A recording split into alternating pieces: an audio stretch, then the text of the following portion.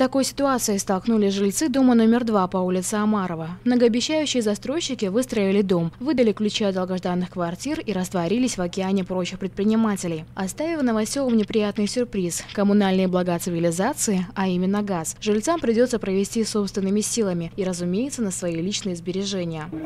Деньги собраны на проект газификации. Вот в эту же сумму стоимости входит и газификация, и электрификация, и водоснабжение, все входит. Совершенно верно. Вот и жильцы, скорее всего, томятся в ожидании обещанных условий. Дождутся ли – вопрос сложный. Вот только на дворе глубокая зима, и обживаться в заледенелых квартирах людям не хочется. Решение проблемы было найдено – газовые баллоны, которые сегодня проглядываются на кухне каждой из квартир. Основные претензии – то, что здесь проведена газификация, то есть фасадно и стояки сделаны, но ни газа, ничего внутри нету.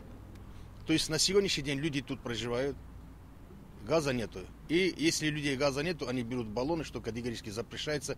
Мы видим в Новокузнецке, что случилось. Мы знаем, что было давным-давно в Екатеринбурге. Эти моменты есть, что категорически запрещается. Людям нет никакого выхода. Они берут жиженый газ, баллоны ставят.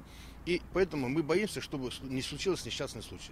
И бояться не напрасно. История отчетов о чрезвычайных ситуациях знает немало случаев отравления угарным газом, и зачастую именно в помещениях с газовыми баллонами. А самое ужасное, что установка последних – мера вынужденная. На сегодняшний день каждый второй дом застройщики сдают без коммунальных услуг. Впрочем, вина лежит и на невнимательных покупателях, приобретающих кота в мешке. Одинаковая проблема во всех домах.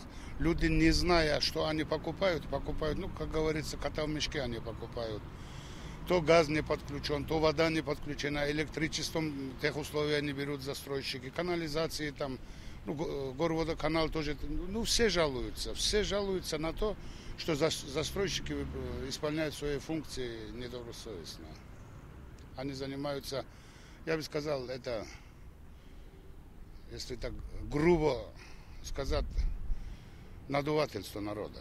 Разбираться со всем происходящим положенным органам еще предстоит, а пока же жильцов просто предупреждают о том, что газовый баллон – не выход из ситуации, а ежедневная угроза, нависающая над семьями, каждый второй из которых проживают маленькие дети. Впрочем, если не полениться, то обустроить свой дом будет не такой уж сложной задачей. Для того, чтобы здесь был газ, сзади меня вы видите котельную, здесь необходимо отдельно поставить котельную на этот дом или же согласовать для подключения систем с той котельной.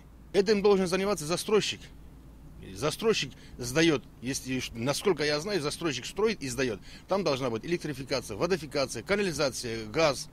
То есть и на сегодняшний день здесь и газа нету. Теперь необходимо найти тех самых недобросовестных застройщиков и привести эксплуатацию дома в полнообъемный и законный вид. Светлана Курбайтаева, Гайдар Рамазанов. Новости Каспий ТВ.